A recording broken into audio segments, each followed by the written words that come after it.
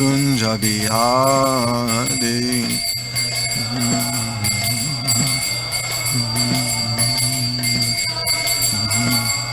Jai Radha Madhava Kunja Bihari.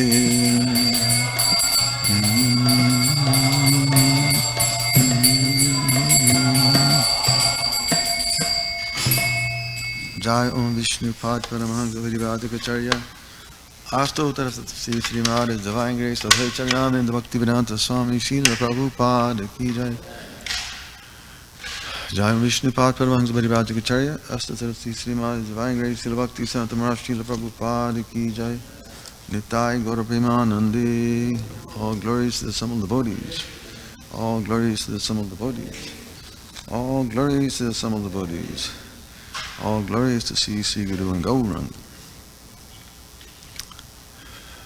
Nama Om Vishnu Padaya Krishna Padavasavadale Srimati Bhaktivedanta Swami Niti Namani Namaste Saraswati Deve Gauravani Pacharini Nirvishesha Shunyavadi Pasachari Satarini.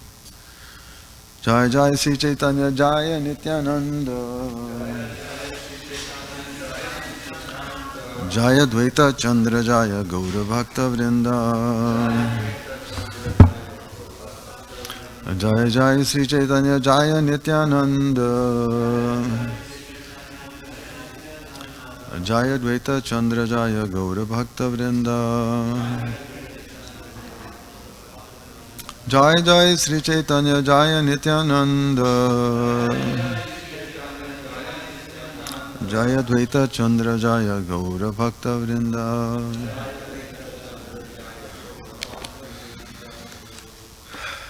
Continuing our reading from Chaitanya Charitamrita.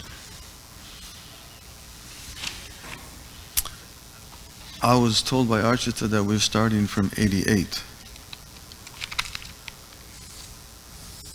I don't know if that's correct. Right? Okay.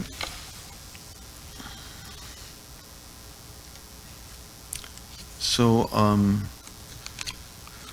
we'll read the Bengali and then move on through the verses.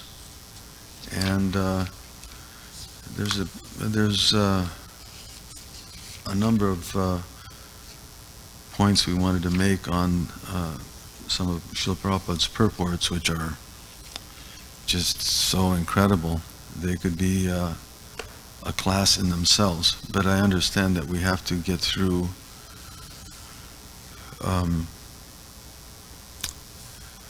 this chapter. We'll just go as far as we can go. Text number 88. Apana lukaite Krishna nana yatna kare tatapi tanhara bhakta janaye tanhare. Translation. Lord Sri Krishna tries to hide himself in various ways, but nevertheless his pure devotees know him as he is. Ulangita trividashima samatishayi sambhavanam tava parivritthima sambhavam maya balena bhavatapi niguyamanam pashyanti kechid anisham tvarananya bhava. Translation. O my Lord, everything within this material nature is limited by time, space, and thought. Your characteristics, however, being unequaled and unsurpassed, are always transcendental to such limitations. You sometimes cover such characteristics by your own energy, but nevertheless, your unalloyed devotees are always able to see you under all circumstances. Purport. By His Divine Grace, Srila A.C. Bhaktivedanta Swami Prabhupada Ki Jai. This verse is also quoted from the Stotra Ratna of Jamunacharya. Everything covered by the influence of Maya is within the limited boundaries of space, time, and thought. Even the greatest manifestation we can conceive, the sky, also has limitations. From the authentic scriptures, however, it is evident that beyond the sky is a covering of 7 layers, each 10 times thicker than the one preceding it. The covering layers are vast, but with or without coverings, space is limited. Our power to think about space and time is also limited. Time is eternal. We may imagine billions and trillions of years, but that will still be an inadequate estimate of the extent of time. Our imperfect senses, therefore, cannot think of the greatness of the Supreme Personality of Godhead, nor can we bring Him within the limitations of time and our thinking power. His position is accordingly described by the word ulanghita. He is transcendental to space, time, and thought. Although He appears within them, He exists transcendentally.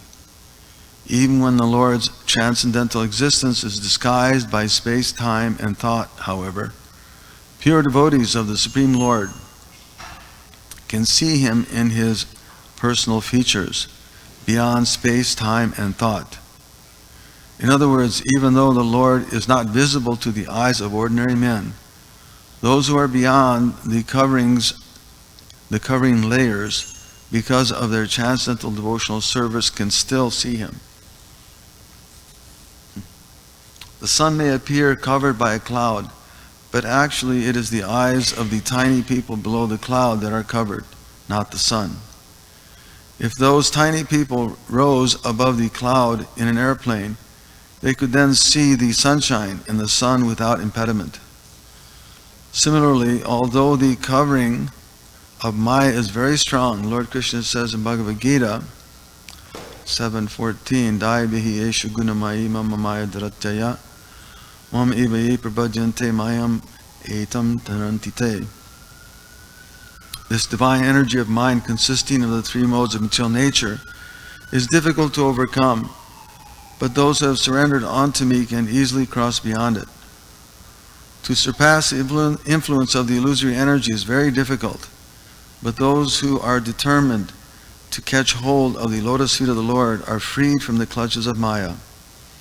Therefore, pure devotees can understand the Supreme Personality of Godhead, but demons, because of their miscreant behavior, cannot understand the Lord, in spite of seeing the many revealed scriptures and the uncommon activities of the Lord. Om Jnanati Mirandasya Jnana Jana Shalakaya Chakshu Militam Jena Tasmai Sigurave Namah. Mukam Karoti Vachalam Pangam Langayate Girimaki Ptamande Siguram Dinataranam Paramananda Madhavam Sri Chaitanya Ishvara.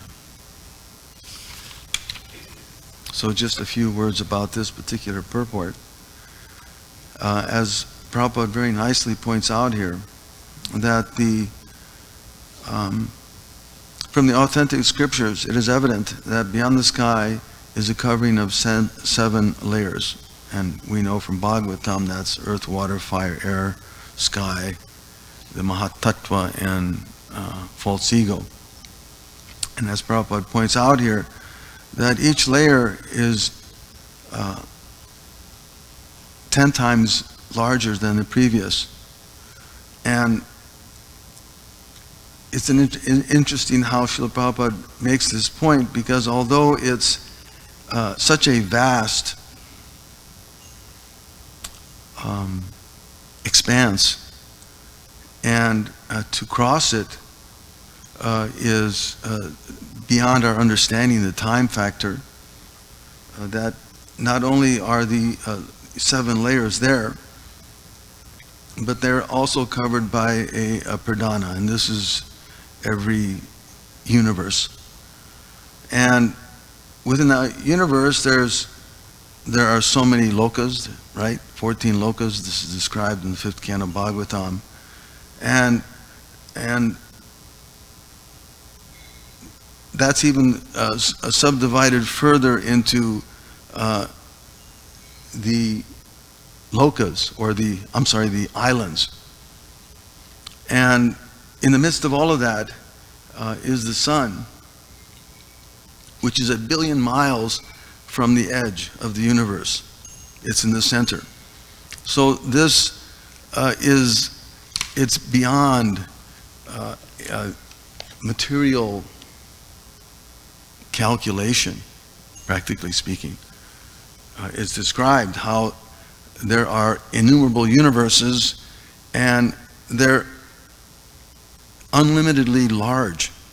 It's not that it's only this particular size, just like in the Krishna book is described how we have the four-headed Brahma here, and then other universes there are Brahmas with tens and hundreds and thousands and millions of heads. So although there are innumerable universes and they're unlimitedly large, they move about like atoms within the Lord. They're just so insignificant. We can't imagine. And therefore, Srila Prabhupada makes this wonderful point here that our imperfect senses therefore cannot think of the personality of Godhead, the greatness of the personality of Godhead. That within himself, all of this creation is going on.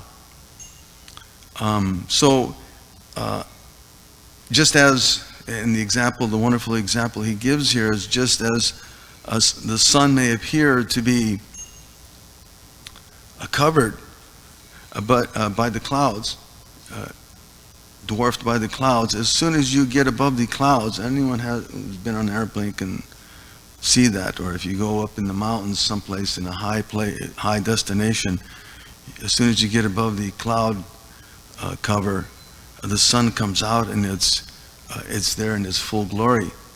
So as soon as that covering gets removed, and it's interesting how Prabhupada throughout these next few verses talks about how that covering can be removed. It's very interesting how he breaks it down. But as Krishna says in Bhagavad Gita, that this divine energy mind consisting of the modes of material nature, it's easy to overcome once one surrenders onto the personality of Godhead. That is the secret to advancing in devotional life. And this chapter is leading up to that point of showing how it's by the Lord's devotees, the mercy and the attachment that the devotees of the Lord have to the personality of Godhead, that he becomes attracted.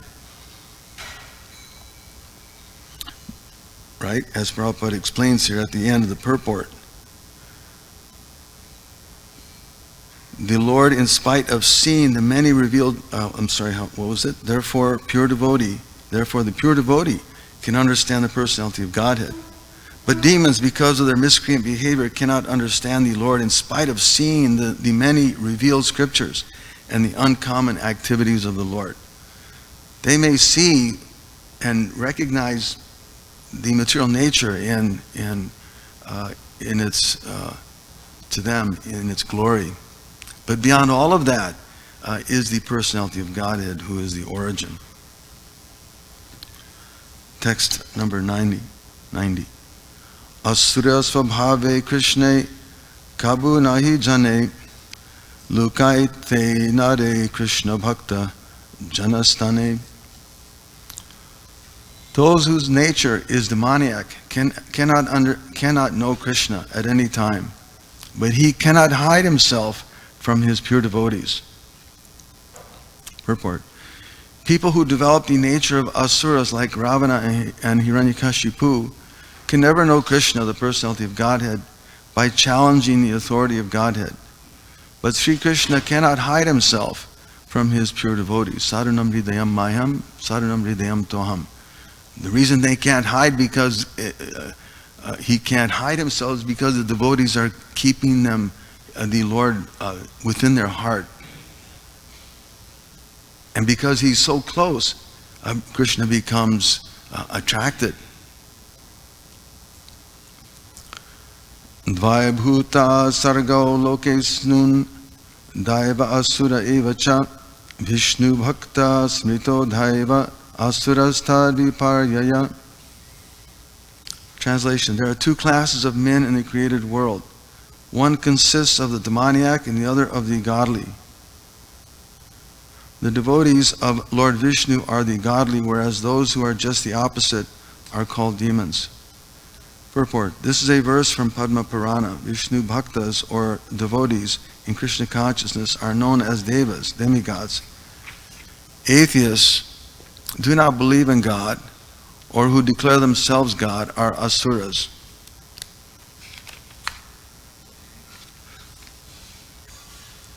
Asuras always engage in atheistic material activities, exploring ways to utilize the resources of matter to enjoy sense gratification.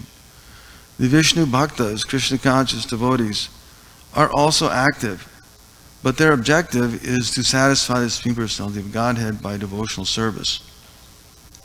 Superficially, both classes may appear to work in the same way, but their purposes are completely opposite because of a difference in consciousness.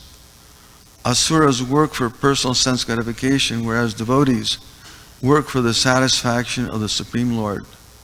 Both work conscientiously, but their motives are different. The Krishna consciousness movement is meant for devas, or devotees. Demons cannot take part in Krishna conscious activities, nor can devotees in Krishna consciousness take part in demoniac activities, or work like cats and dogs simply for sense gratification. Such activity does not appeal to those in Krishna consciousness. Devotees accept only the bare necessities of life to keep themselves fit to act in Krishna consciousness. The balance of their energy is used for developing Krishna consciousness, through which one can be transferred to the abode of Krishna by always thinking of him, even at the point of death. So, here Srila Prabhupada is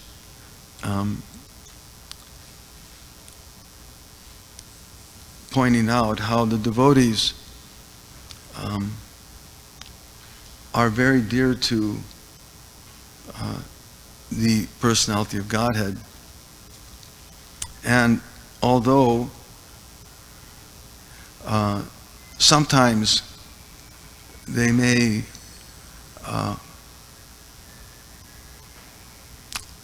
struggle in their services, and we all have that experience,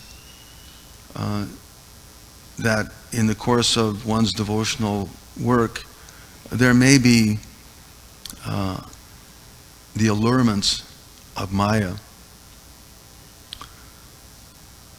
The demons, of course, are 100% engaged in these materialistic activities. They're pramata kurate vikarma. They're mad after engaging in sense gratification. And sometimes even the devotees may sometimes become bewildered.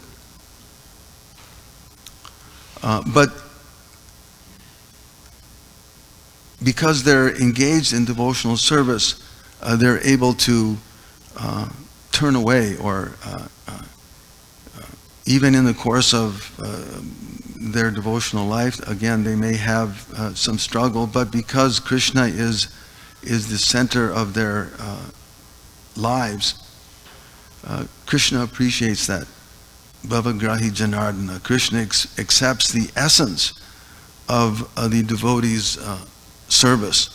So even though that service may sometimes be challenging, or one may stumble, Krishna's attracted to the essence that is there within the heart of that offering. And as they advance, as Prabhupada points out here, further in devotional life, they accept only the bare necessities of life to keep themselves fit to act in Krishna consciousness. Again, we may sometimes become confused and think I need to add this to my devotional life, and it becomes a distraction. But because their energy is used for developing Krishna consciousness, Krishna appreciates that. And as Prabhupada points out here, through that, by that attitude, one can be transferred to the abode of Krishna. And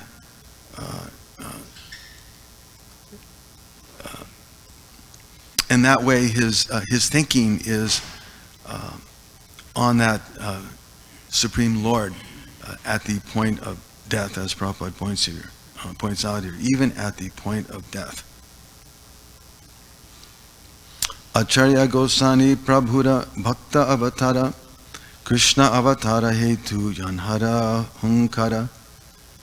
Advaita Acharya Goswami is an incarnation of the Lord as a devotee.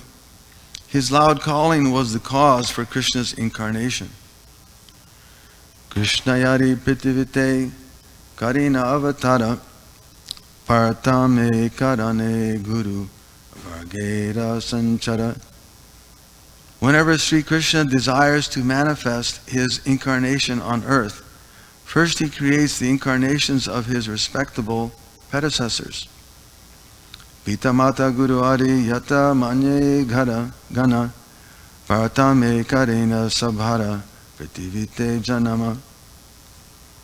Thus, respectable personalities such as his father, mother, and spiritual master all take birth on earth first. Madhava Ishvara Puri Sachis Jagannatha Advaita Acharya Pakata Haila Se Sata. Madhavendra Puri, Ishvara Puri, Srimati Sachimata, and Srila Jagannath Mishra all appeared with Sri Advaita Acharya. Purport. Whenever the Supreme Personality of Godhead descends in his human form, he sends ahead all his devotees, who act as his father, teacher, and associates in many roles. Such personalities appear before the descent of the Supreme Personality of Godhead, before the appearance of Lord Sri Krishna Chaitanya Mahaprabhu. There appeared his devotees, like Sri Madhavendra Puri, his spiritual master Sri Ishvara Puri, his mother Srimati Sachi Devi, his father Sri Jagannath Mishra, and Sri Advaita Acharya.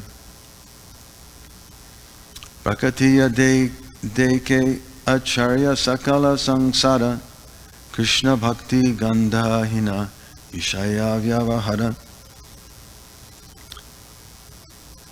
Advaita Acharya, having appeared, he found the world devoid of devotional service to Sri Krishna because people were engrossed in material affairs. Keva pape keha punye kare vishaya bhoga bhakta ganda nahi yate yaya bhava roga. Everyone was engaged in material enjoyment, whether sinfully or virtuously. No one was interested in the transcendental service of the Lord, which can give total relief from the repetition of birth and death. Purport. Advaita Acharya saw the entire world to be engaged in activities of material piety and impiety, without a trace of devotional service or Krishna consciousness anywhere. The fact is that in this material world, there is no scarcity of anything except Krishna consciousness. Material necessities are supplied by the mercy of the Supreme Lord. We sometimes feel scarcity because of our mismanagement, but the real problem is that people are out of touch with Krishna consciousness. Everyone is engaged in material sense gratification, but people have no plan for making an ultimate solution to their real problems, namely birth, death, old age, and disease. These four miseries are called bhavaroga, or material diseases. They can be cured only by Krishna consciousness. Therefore, Krishna consciousness is the greatest benediction for human society. Just as in the pastime of Prithu and Bhumi, she withheld her opulences, and the citizenry were suffering, the world was suffering. And when Prithu Maharaj came before her and was ready to punish her, asking why is she withholding, her answer was that because the leaders of the world, because of the activities that are going on in the world, the sinful activities, she was withholding her opulences. And Srila Prabhupada makes this same point here, that the material world, there's no scarcity of anything except Krishna consciousness. When there's a lack of that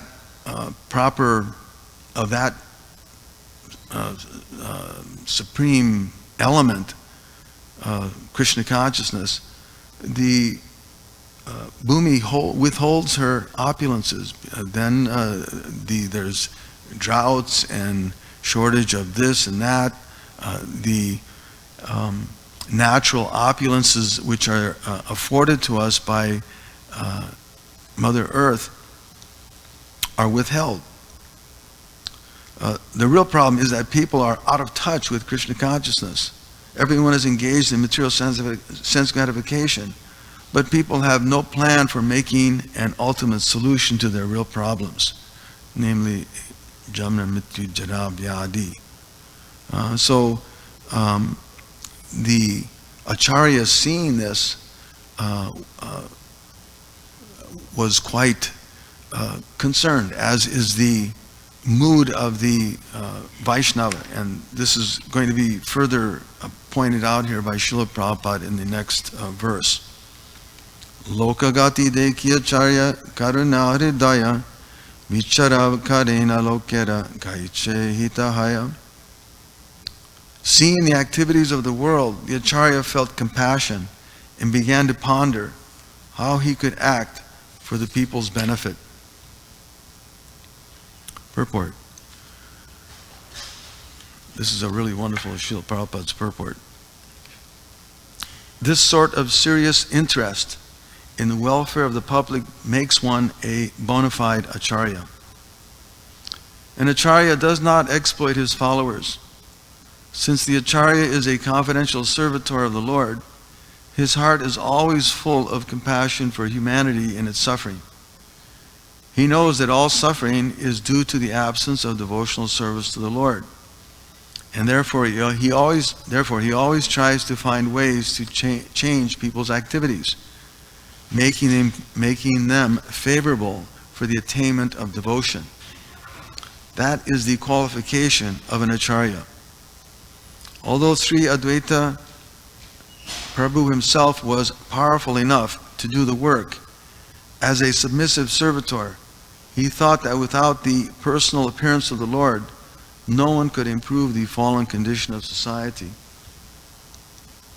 In the grim clutches of Maya, the first-class prisoners of this material world wrongly think themselves happy because they are rich, powerful, resourceful, and so on. These foolish creatures do not know that they are nothing but play dolls in the hands of material nature, and that at any moment, material nature's pitiless intrigues can crush to dust all their plans for godless activities. Such foolish prisoners, such foolish prisoners cannot see that however they improve their position by artificial means, the calamities of repeated birth, death, disease, and old age are always beyond the jurisdiction of their control. Foolish as they are, they neglect these major problems of life and busy themselves with false things that cannot help them solve their real problems. They know that they do not want to suffer death or the pangs of disease and old age, but under the influence of the illusory energy, they are grossly negligent and therefore do nothing to solve the problems. This is called Maya. What a great definition. People held in the grip of Maya are thrown into oblivion after death. And as a result of their karma, in the next life they become dogs or gods, although most of them become dogs. To become dogs in the next life, to become gods in the next life, they must engage in the devotional service of the Supreme Personality of Godhead. Otherwise, they are sure to become dogs or hogs in terms of the laws of nature. The third-class prisoners, being less materially opulent than the first-class prisoners, endeavor to imitate them, for they also have no information of the real nature of their imprisonment. My gosh, that is a beautiful statement. Thus they also are misled by the illusory material nature. The function of the Acharya, however, is to change the activities of both the first-class and third-class prisoners for their real benefit. This endeavor makes him a very dear devotee of the Lord, who says clearly in the Bhagavad Gita that no one in human society is dearer to him than a devotee who constantly engages in his service by finding ways to preach the message of Godhead for the real benefit of the world. The so-called acharyas of the age of Kali are more concerned with exploiting the resources of their followers than mitigating their miseries. But Sri Advaita Prabhu, as an ideal acharya, was concerned with improving the condition of the world situation. Srila Prabhupada ki jai. That's one of the most powerful purports I've ever read. In every line, Srila Prabhupada is making such profound statements, and obviously it's due to his realization. Srila Prabhupada first points out that the serious interest, to have a serious interest in the world, in the welfare of the public in general, makes one a bona fide acharya. Prabhupada gives this definition of an acharya as one who doesn't want to exploit his followers, but instead his interest is always to some or other help the conditioned souls, as Prahlad Maharaj also, Naivo Dvijay Paradaratara Vaitaranyas Tadviri Gayana Mahamrita Magna Chitta. Prahlad is also expressing that same sentiment that there's no fear of the condition of the material conditions of material life, but the real anxiety is that there's individuals who are suffering. In that beautiful exchange between Ramanuja and his spiritual master, who told him, don't give this secret mantra out, when he goes out immediately and starts proclaiming it to all the citizenry, and afterwards his spiritual master is angry, why have you done such a thing? And what was his answer?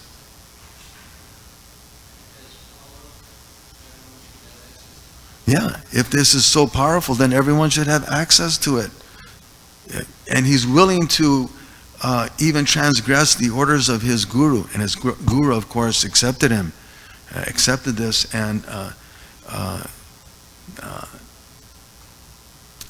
became submissive to Ramanuja. So the real acharya is one whose concern is for the suffering conditions of the citizens, and not that he's making some plan to exploit them, as we find in the histories how so many so-called acharyas, they take on their position only to exploit their followers in so many ways, and not really giving them transcendental knowledge, not because he himself doesn't understand what devotional service is, and instead of finding ways to change people's activities, their intent is to make them subordinates, to some or other use them as a as a form of gratification. So Advaita Acharya here was a bona fide Acharya and was powerful enough to do that work. Although he himself could have done it, as Prabhupada points out here, because of his submissive nature to his guru, being Lord Chaitanya Mahaprabhu, understanding the position of Chaitanya Mahaprabhu, he took on that submissive position. Now, how no one could help the fallen condition of society outside of the Lord himself. Therefore, he prays in the following verses. We'll hear so many wonderful sentiments that he expresses. But because the general mass of people, and although they may be first class, second class, third class, they're all prisoners within this material world. And they, as Prabhupada points out here, they wrongly think themselves happy because they may be rich or powerful or resourceful, right? They know how to manipulate the material energies.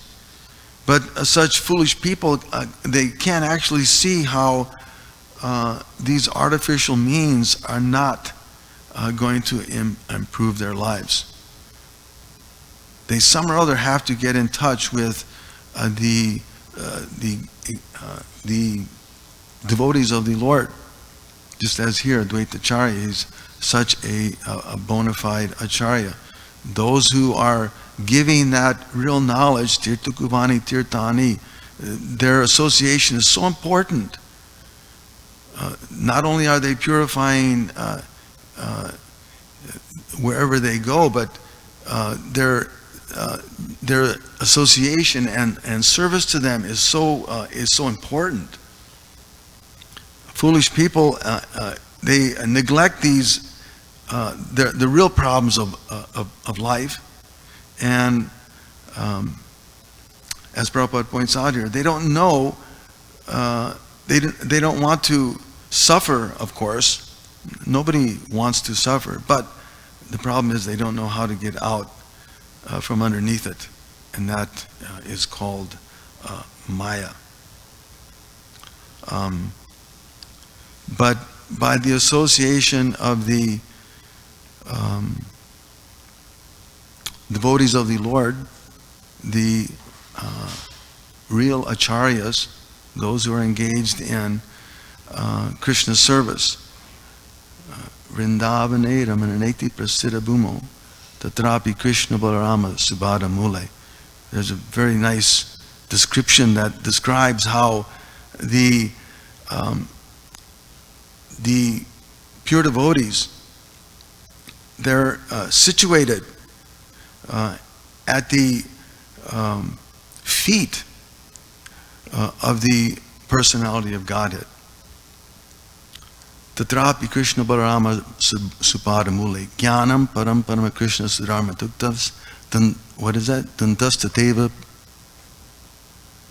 I forget the last line. Dandastateva Pranamami. I forget the last line, but it's a beautiful, beautiful description of the Acharya who's situated at the feet of the Supreme Lord, and how he's preaching the topmost message. He's preaching transcendental knowledge, not like the cheaters who can't help those foolish creatures who are struggling in this material nature. And not only is he preaching, but he's mastered his senses. Not that he's attracted or deluded into thinking now that I have such a position, I should take advantage of it. No. Namaste, namaste, Mahananda Datre, Namamo, Namama, Punya Raksha Raksha.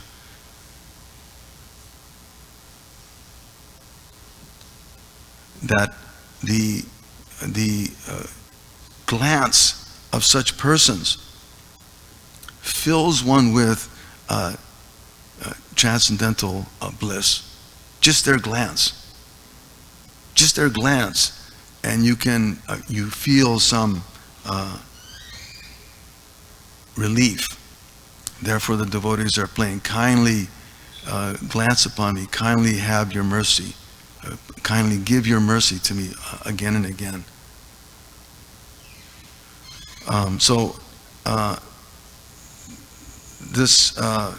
This purport, it's just again, we could talk about it forever, but on that note, we wanted to say a few things about Madhavendra Puri. Since Madhavendra Puri is described as the spiritual master of Sri Advaita Acharya.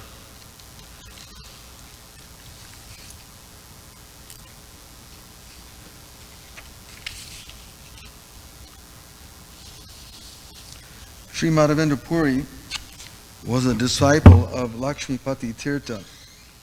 Madhavendra Puri's disciples included Ishwara Puri, Advaita Acharya, Paramananda Puri, Brahmananda Puri, Ragapati Upadhyaya, and others.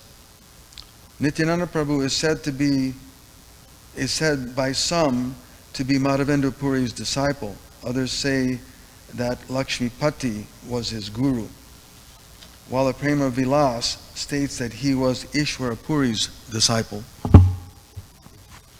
Bhaktivinoda Thakur writes, Madhavendra Puri was a well-known sannyasi of the Madhva Sampradaya.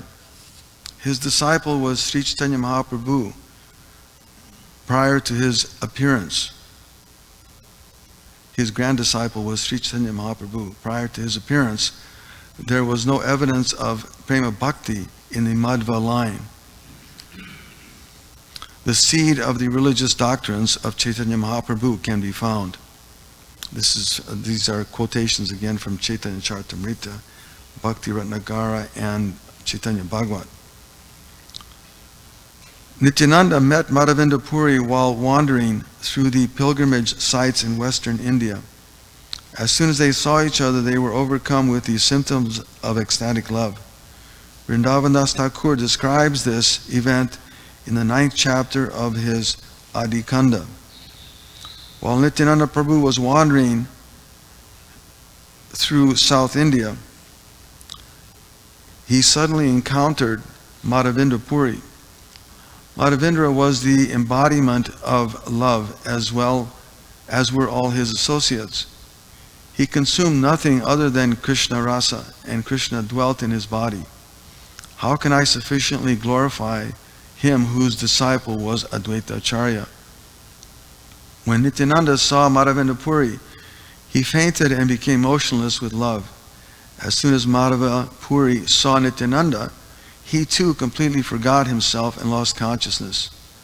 No wonder Gauranga repeatedly said that Madhavendra Puri was the harbinger of the ecstatic mood of devotion.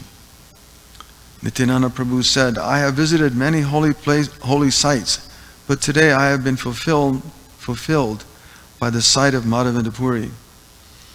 I have finally achieved the true reward of visiting the holy places. I have never seen symptoms of such divine love anywhere else. Madhavendra loses consciousness simply upon seeing a cloud in the sky. Madhavendra Puri embraced Nityananda Prabhu and wet him with his tears. He began to describe Nityananda's glories and became completely absorbed in this description. He took Nityananda to his breast. His throat was so choked with tears that he could not speak. He felt such deep affection for Nityananda that he would not let him go. He finally spoke, saying, I know that Krishna is merciful to me, for he has given me a companion like Nityananda. Anyone who feels even the slightest enmity for Nityananda can never be dear to Krishna, no matter how much of a devotee he appears to be. Madhavendra Puri is the embodiment of ecstatic love, loving devotion. Simply by remembering his name, all perfections are achieved.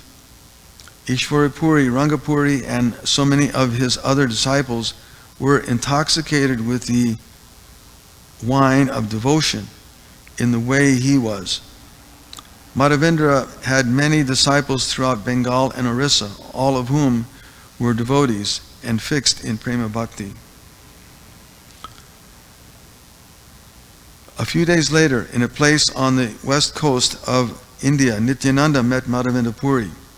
Who can describe the manifestations of love that arose upon their meeting? Only those who were there can know.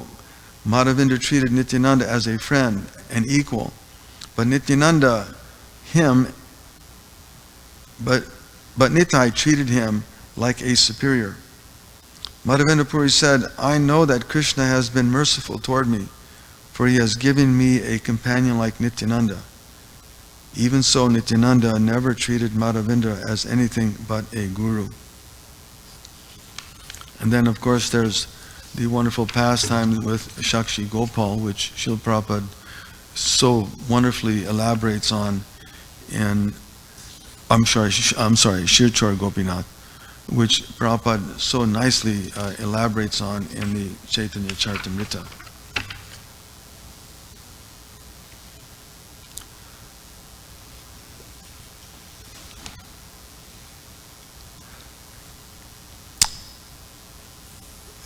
We'll finish off here by reading one thing that Srila Bhaktisiddhanta Saraswati Thakur writes about Madhavendra Puri. The feeling of separation from Krishna or transcendental vipralambha is the only practice by which the spirit soul can achieve perfection. Material feelings of separation give rise to a despondency that reveals the attachment one has for matter, whereas the despondency that results from the feeling of separation for Krishna are the best proof of one's desire to bring pleasure to his senses. The desire to bring pleasure to Krishna's senses shown by Madhavendra Puri, the great soul who is the root of this movement, is the ideal example to follow for anyone who wishes to serve the Lord. It is especially worth remarking that Mahaprabhu and his closest followers later adopted this example and made it their standard. Madhavendra Puri's disappearance day is the Shukla Dwadasi of the month, in the month of Falgun. Shri Madhavendra Puri, Prabhu ki jai. Srila Prabhupada ki jai.